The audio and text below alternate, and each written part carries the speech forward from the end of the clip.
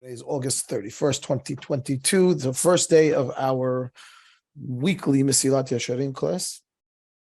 Personally, I'm excited to do it. And if everyone has ever learned what Mesilat Yesharim before, but if you have, you'll see very, very quickly that it's something that we should, learn again multiple times. And if you haven't, it's definitely one of the classics. Very, very important.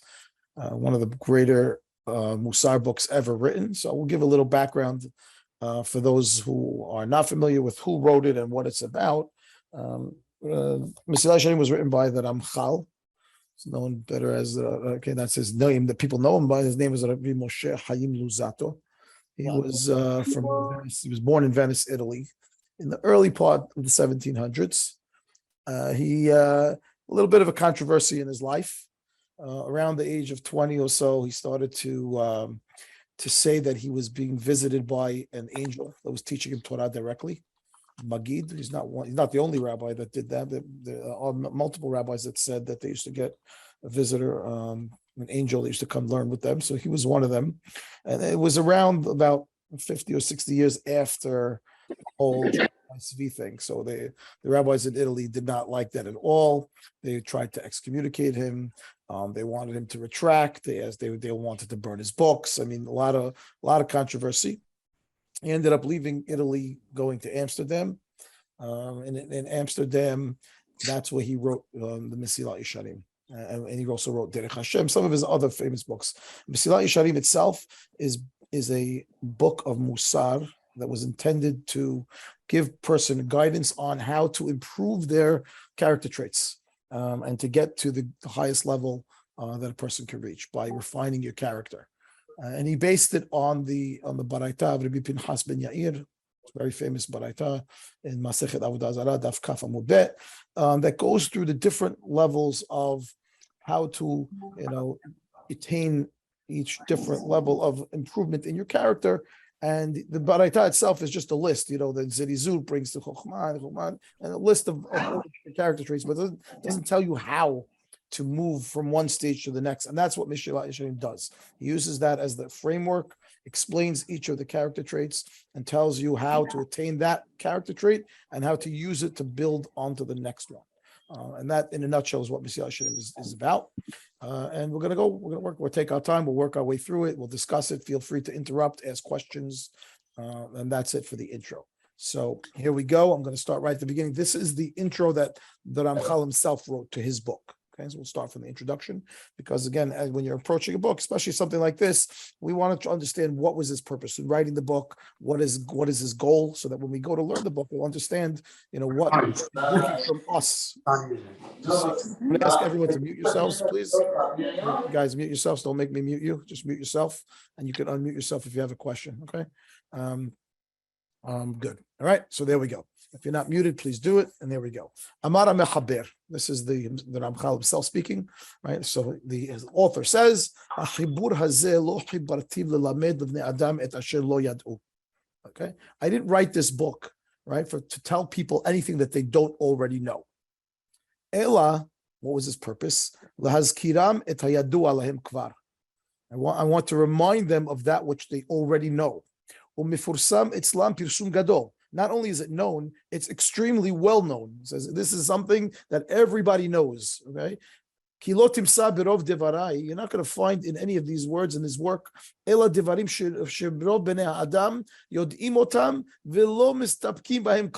is like the worst introduction you could ever write for a book, if you think about it, right? So I'm going to tell you things you already know that is so clear to you that you have no doubt that it's true.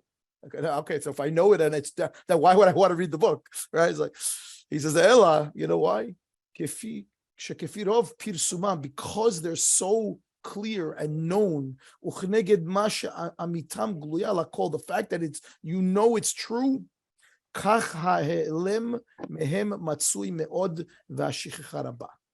That's why it's hidden from us, and we tend to forget it. Because things that we are accustomed to, we have our natural tendency of things that we know is to ignore them. We don't pay attention to them. Okay, and this I'm with the version of the Mesilat Yesharim. There's many versions out there, hundreds. The one that I'm using is one that was written by Rav Chaim Kanievsky's son. And he has a bunch of on the side little tidbits and things that he adds on, things that he thought about. I liked it because it's a short version. It doesn't have too much things that are going to get us off topic, but very, very interesting points. And one of them is this one. I want to read this iyunim on the side. We're talking about something that's really contra intuitive, things that are the most well known and the most out there are common are the ones that we forget the most. And why is that? So he writes like this. On the right hand side, you could see my little red dot. You could follow me along. Vezot benigud lehigayon. It's opposite of logic. Why? When things are more known and more relevant and more common, I mean, you would think that, okay, it's in front of my face. I would see that all the time. I would think about it because it's right there. Actually, here, when it comes to Yirat HaShamayim, it's going to be the opposite. Right? Things that are the most known. Those are the ones that, contrary to logic, are the ones that we forget the most. He tells you why. The reason why this is so,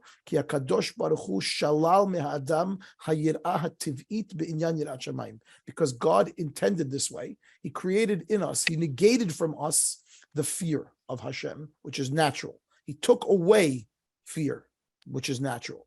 Okay?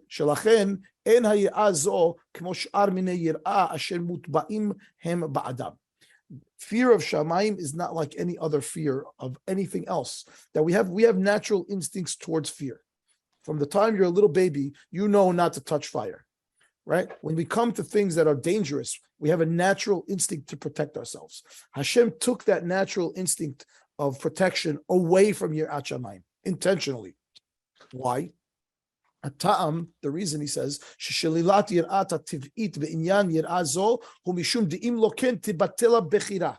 because if Hashem didn't do that, what would happen is free choice would be canceled. We would not have free choice. If we had a natural tendency and instinct to fear HaKadosh Baruch Hu, so then how would we have free choice to do anything? We're not going to do it when we're not allowed to do because we're afraid, and we're naturally afraid. The same way I would move away from a fire when I got too close, I would move away from a sin when I got too close. And therefore, there's no such thing as free choice anymore. And therefore, Hashem had to intentionally remove the fear of Shamayim from people. And then what's what we say, Hakol b'yedei Shamayim chutz mirat Shamayim, that's what it means. Why? Because then there's no free choice anymore. וכמו שהעריך בזה הגאון רבי יוסף באר, בספר שערי אור, וכן כתב גם בקצרה בעל חובות הלבבות, which one day maybe we'll learn that also, that's Rabbeinu Bachya, שער הבחינה. Then he wrote in a short version a similar idea, and he's going to quote the חובות הלבבות. He says like this, מן התמה הגדול, it's a pele, it's a wonder, שהוטבע באדם על בושת מבני אדם בעבור מה שזכרנו, מתולעתיו בה ויותר ממה שזכרנו, ולא יתבע על בושתו מבוראו. He says, why is it that people are afraid or embarrassed from people, from other people, more than they're afraid or embarrassed from Hashem? HaMashkif alav tameid. Who's watching all day? Hashem's watching you all day. But when your friend is looking, you won't do something bad. But when Hashem is watching, we don't pay attention. We don't think about it. Why? Same reason. Because if you're thinking about it every second, that Hashem is watching you every second, then you're going to be forced into avodat Hashem. You're going to weaken, right? The chiyuv of the gmul, the reward that you should get for doing Yad, because you're doing it because you had no choice.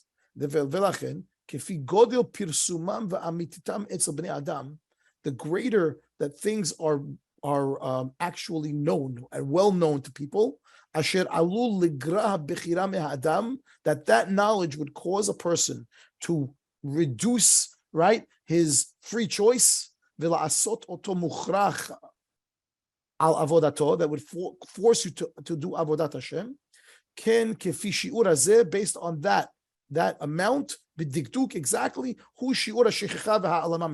it's like a counteract, it's a counterbalance. The more the knowledge in front of your face all the time of this particular whatever it is we're talking about would cause you to lessen your tendency towards free choice, then Hashem takes it away.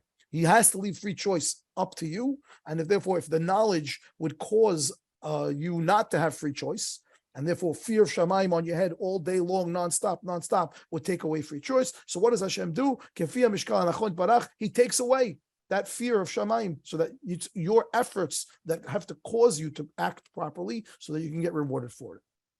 It says you got to take a lesson out of this. This is telling us that we have to be so careful. The things that we take for granted are the ones we have to pay the most attention to. And not only the things, the people around us, we tend to take for granted. The people the closer to us, the ones that are the closest, are the ones that we ignore the most. The ones that we should be paying most attention to, we take for granted that they're okay, and we don't pay attention to them. And therefore, he's telling you that's the ones that are the closest. And therefore, we obligated ourselves over here, and that's why he wrote this book. He's telling you, I'm writing this book to tell you that things that we know and we take for granted are what we have to bring to the front of our minds.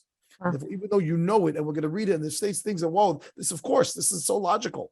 Yeah, it is logical. And the more logical it is, and the more simple it is, the more we don't look at it, and the more we ignore it. And that's why he wrote this book. Okay? Alken, he says, therefore, and back to the book, the benefit of this book, right, is not it's not to read it one time. Why? Because you know what? You're going to read it one time and you're going to say, nothing new here for me. I knew all this already, right? Maybe you'll find one chidush or something you didn't know before. The benefit of this book, says the Ramchal, is yotzeh min hazara alav ve'hatmada. It's to repeat it, to keep going over it, to review it, and therefore we have the recordings that will be available after the class. You can listen to it again, right? You have to follow to the multiple times to go through it. By doing that, right, so we can overcome this natural instinct or this natural ability that Hashem gave us to forget. He gave us the ability to forget the things that are most common, the things that are so blatant, so clear, the things that cause us to limit, right, our free choice. If we review those, we can actually bring them back into our nature. So, and then we would get the benefit, obviously, of being able to make that choice, even though now, let's say it became my nature to fear Shamayim, but since I acquired that on my own, it wasn't the natural instinct anymore. So everything that comes out of it now, I can get benefit from. I can get a reward for that. So Hashem took away the fear of Shamayim from us so that we would have the free choice. And through the book, the rabbi is saying, I want to train you to bring back that fear of Shamayim, so that when you've now put it back into your life, you've made it your nature again. Right now, I can give Hashem can give us a reward for everything that we do because of the fear of Shamayim. Okay? Therefore, you're going to put back right into your heart this obligation of the fear of Shamayim, which is now hidden from us. We don't even realize it. We don't think about it. It doesn't mean that we forgot them over here intentionally, right? It was hidden from us, and we used to need to uncover it. We need to uncover it again, and that's what part of the intention of the author of the book is to tell us that this is what my plan is for you. My plan is for you. I'm going to lay out for you things that are so clear, things that you already know, but what the problem is that we don't pay attention to. And little by little, if you review it, so then that'll start to come back and become second nature to you. He says, take a look. You take a look at what's going on in the world, right, with people. Most people that are very smart, they're sharp, they're quick, they're sharp, they're witty. ישימו רוב התבוננם בהסתכלותם בדקות החוכמות ועומק העיונים איש כפי נטיית שכלו וחשקו הטבעי. Each person, right, they use their knowledge and their wit, right, to work on things that they are interested in. Omek ha'iyunim, they like to delve into ish kefi nitiyat sichlo, that which is you're drawn to. V'chishko ha'tiv'i is natural tendency that he enjoys, right? Ki yesh shitrechu me'od b'mechkar ha'biriya v'ateva. Some guys they're like scientists. They like to talk about creation. They like to talk about nature. Others like the astronomy. Tchuna is the planets and the stars. They like astronomy. Handasa, engineering. Others are they're craftsmen. Right? Everybody gets involved in what draws them, what makes them excited. Others, others go into a different path, into things that are more holy. And from those that go into the Torah, some of them like to learn halacha, midrashim, some of them like to learn midrash, someone want to learn how to give a ruling on a particular cases. He says, however, there will be very few people from those that go into Divrei Torah to want to focus on learning.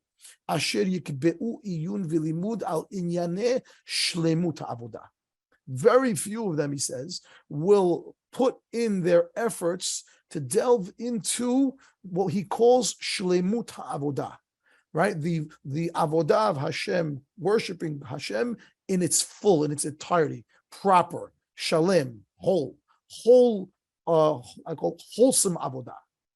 How? He says to come to the shlemut ha'avodah, to come to the proper, the best way to be oved Hashem. He says al ha'ava, al hayirah, v'al devikut. Three things he says. Ahava, loving Hashem. Yirah, fear of Hashem.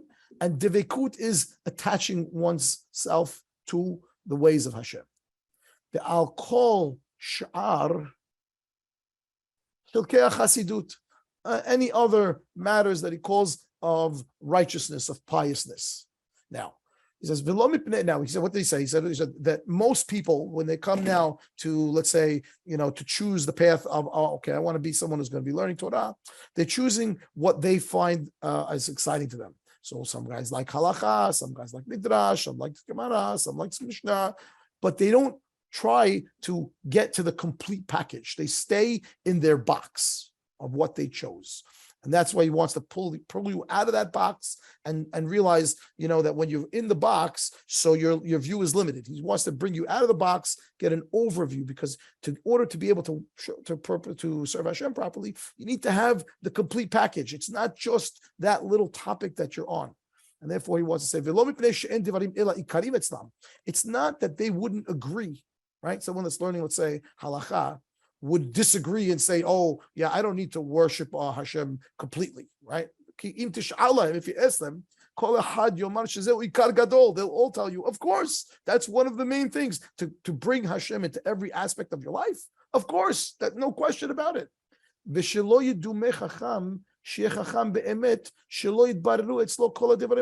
nobody who's really a smart person that will tell you that's not clear. Of course, we have to try to bring Hashem into all our thoughts and aspects and the way we behave on a daily basis and the way we interact with each other.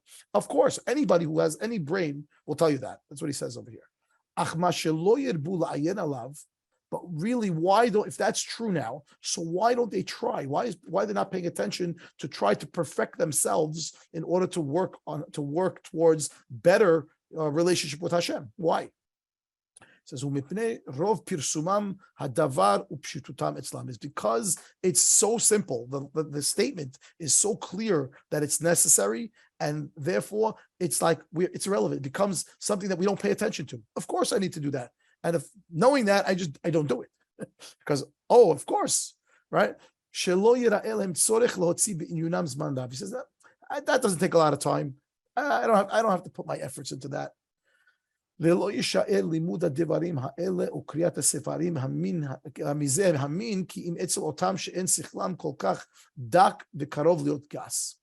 says, you know what happens at the end? The guy that's really, really smart, he says, this is too simple to go learn Musar. I could read that in my sleep. So he does nothing. He doesn't read it. So who's the one that actually does open the book? Says the Ramchal. The guy who's not so smart. The guy doesn't know how to open Gemara. The guy doesn't know how to open a Mishnayot and Midrashot and Pilpulim. And that guy is the one that really is the one that's opening this kind of book, says the Ramchal, because those guys, the other ones that actually think, who are very smart, don't pay attention to this topic at all. Musar, they don't deal with. And therefore he says, it comes out that the people that are learning it are the people that are not so smart. Now, not everyone's as smart as the other one. Everybody's got their own talents, right? And therefore, he says the ones that end up with it is the ones that are not as sharp. Those are the ones you'll see that are restudying Musar and trying to work on themselves. He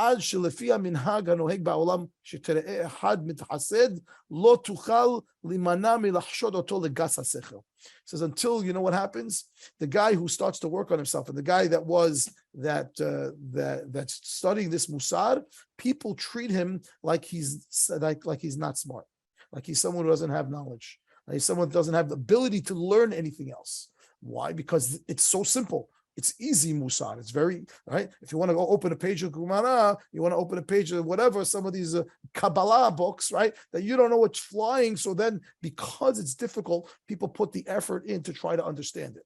So who's left opening the Musar book that any, fifth grader or sixth grader who knows Hebrew properly could read? Who's opening it? The guy who's not so smart. And therefore, someone who starts to improve his character traits through learning Musar, people look at like that guy, like he's not a smart guy. Okay? Because he's learning Musar because that's all he could do. Hazit, Hazit the guy. Ve'ulam, however,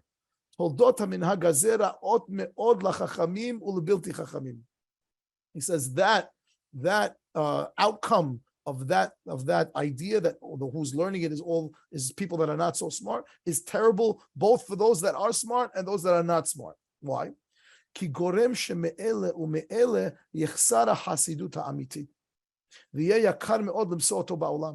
says because what happens now is the real hasid, the person who's really pious, the guy who really worked hard on himself, that is both knowledgeable and shalim and whole, those guys don't exist.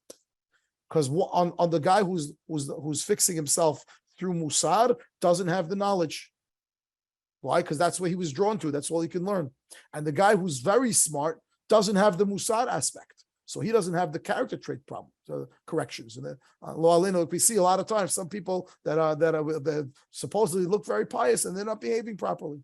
So he says what's coming out of this is actually very bad for the world on both sides. We don't have anyone who's complete, who's got both the knowledge and the proper character traits. And he says, right?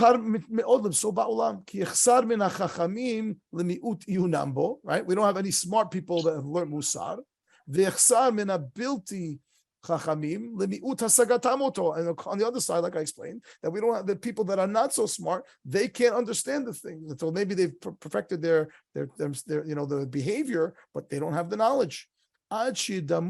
רבני האדם שהחסידות תלוי באמירת מזמורים הרבה ווידויים ארוכים מאוד צומות קשים ותפילות קרח ושלג כולם דברים אשר אין השכל נח בהם ואין הדעת שוקטה. So what happens? The guy who's the Hasid now, right? Because he learned the Musar, is the guy that's not so smart. So what does he do? He reads Tehillim all day long, all right? And then he starts to fast, and he is saying vidui, and he goes and he does rolling in the snow, and dipping in the ice, and all these things that make no sense. Okay? To people that are logical, that have logic, people that are smart. I look at this guy, and they think he's crazy. Okay? And really, Hazit, this is the guy that's learning this Musar. That's all he can do. He wants to do more. He wants to connect to Hashem. He doesn't have the brain to do it. He doesn't have the knowledge.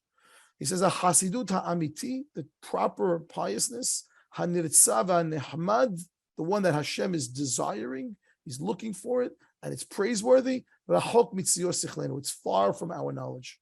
He says, Kizeh davar pashut. What is that? He says, Milta deloram ya'ale de'inish lav ada'ateh. What does that mean? It means something that people are not paying attention to. So that's it. It's out of their mind. They're not thinking about it. And therefore, for us, he wants to set up for us. We're smart people. We all have knowledge. Obviously, it's very important for us to start to think about working on ourselves. Even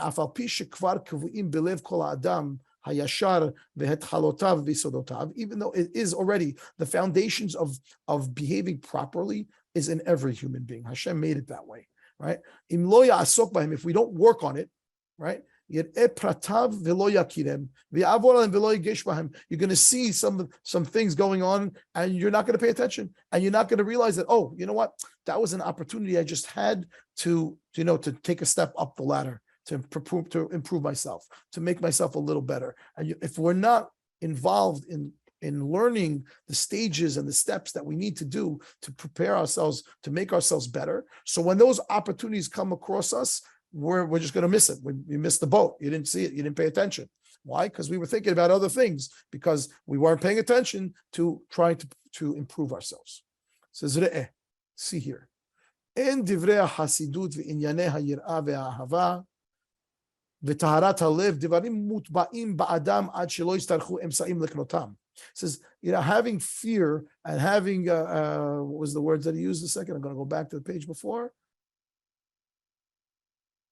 Chasidut v'inyanei hayirah v'ahava. So fear and love of Hashem, right? Those are not natural instincts. They're not mutba ba'adam. They're not, stamped on our hearts, right? That we wouldn't need any kind of emtsa'im liknotam, any ways to try to acquire fear, or if it was given over as an instinct, so then we wouldn't need it. But they're not, and therefore I have to find a way to create love of Hashem, to create fear of Hashem in my heart. We have to go out and seek them. Right? That we, just like we look for anything else that's in our nature, right? It's like the ones that are natural for us, we don't need to look for. Like what? Like shena, sleeping, yekitza, waking up, ra'av, hunger, sova, feeling full, all other natural instincts. These yirah and ahava require some kind of trick, some kind of action, some kind of attempt to acquire them. There also says that Ramchal, many things along the way while we're trying to acquire them that will cause us to try to lose them. So I'm trying to gain ahava. There will be things that will take away my ahava. I'm trying to gain yirah. There will be things along the way that will cause us to lose. Okay, and there was many ways that derachim la'archik mafsidem, you're going to find ways that Hashem is going to find a way to try to take it away. So, imken, therefore, how could it be that we don't use our time to try to understand the truths of yirah and ahava, that we must figure out the way to acquire the fear of Hashem and the love of Hashem, the kayamam, so that we can keep them. How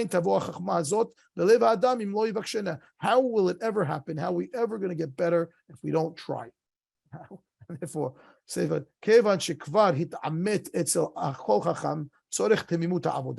I've just explained to you, and we already know, right, that working on ourselves to make ourselves the best possible human beings is paramount when it comes to avodat Hashem. Right?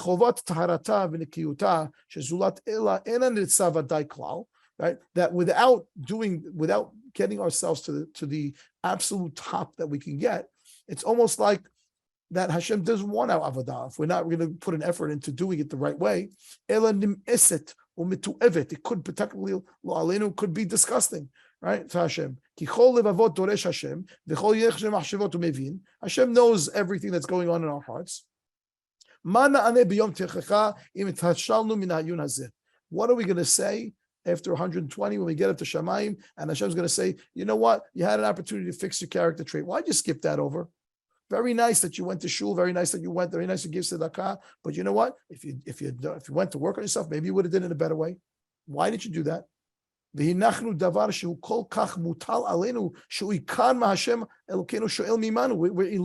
ignoring something that is most ikar, the most important part that Hashem wants from us. What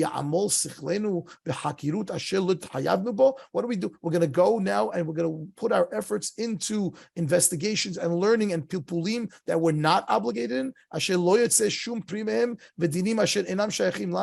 you're going, you're learning halacha to laws that don't apply to us right now, and you're things that we're gonna maybe in Shammai, when Mashiach comes they'll be relevant. But you're going and pilpul and learning. I don't want to say the word wasting chas v'shalom because it's learning Torah, but you're putting your efforts in areas that are not where they belong right now. That which we are obligated to Hashem in a tremendous amount of obligation. We'll just leave that one to just happen on its own. Let others deal with that. I don't have to work on myself. Somebody else will do that. Okay. If we don't try to figure out what is real Yirat Shamayim and what are the branches, right, the offshoots of Yirat Shamayim, how can we ever say, yeah, that guy has Yirat Shamayim? If we don't try to figure out what Yirat Shamayim is and how to acquire it, so then you can never get there. What are we going to do with all the nonsense going around in this world that causes us to forget Yirat Shamayim? Even if we know we're obligated in Yirat Shamayim, of course we all know that, but we forget how to do it. We forget about doing it. So same with loving Hashem.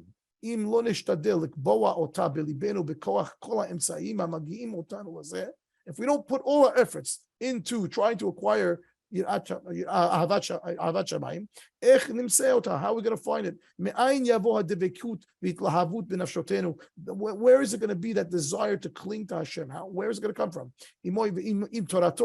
To cling to Hashem, to cling to Torah. If we don't pay attention to the greatness of Hashem, the glory of Hashem, we have to think about it. We have to put that love in our hearts. Right?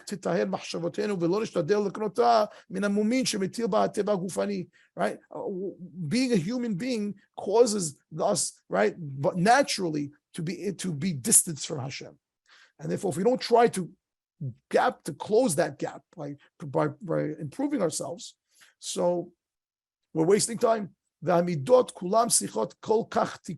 It's so hard to fix any of our character traits. Who can fix themselves? Who can fix them? Who can straighten themselves out? The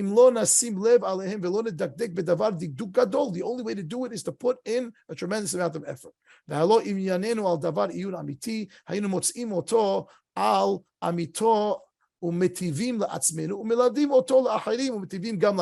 If we were smart, he says, we would improve ourselves and make ourselves better and then teach the same to others.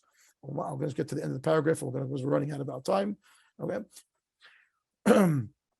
מלמדים אותו לאחרים ומטיבים גם להם. ומה שאמר שלמה, אם תבקשנה ככסף וכמת מונים תחפשנה, אז תבין יראת השם. Pasuk from Mishle, Shlomo HaMelech says, if you search out kesef, right, silver, matmonim, hidden treasures, תחפשנה, you look for them, אז תבין יראת השם. Then you will understand fear of Hashem. Now he says, אינו אומר אז תבין פילוסופיה. Or as tavin techuna, right? He didn't say, oh, if you seek it out, you'll understand philosophy, you'll understand astronomy, as tavin refuah, as tavin dinim, right? Or halachot, ela as tavin yirat Hashem. Which means you have to go out and seek, tevakshena, tehapesena, search to get yirat Hashem. Okay, therefore, we have to search for the ahava, just like we search for money, we search for treasures, so too we have to search out Yirat Hashem. Okay, not to go overtime, we'll stop right here, and Be'ezat Hashem will continue next week. I hope everybody had an enjoyable time. And again, the recordings will be sent out weekly, and next Wednesday at 1:30, Be'ezat Hashem, we'll pick up right here on page Chaf. Okay, any questions before we go? Everybody good? Zaka Baruch. Have a beautiful day, everybody.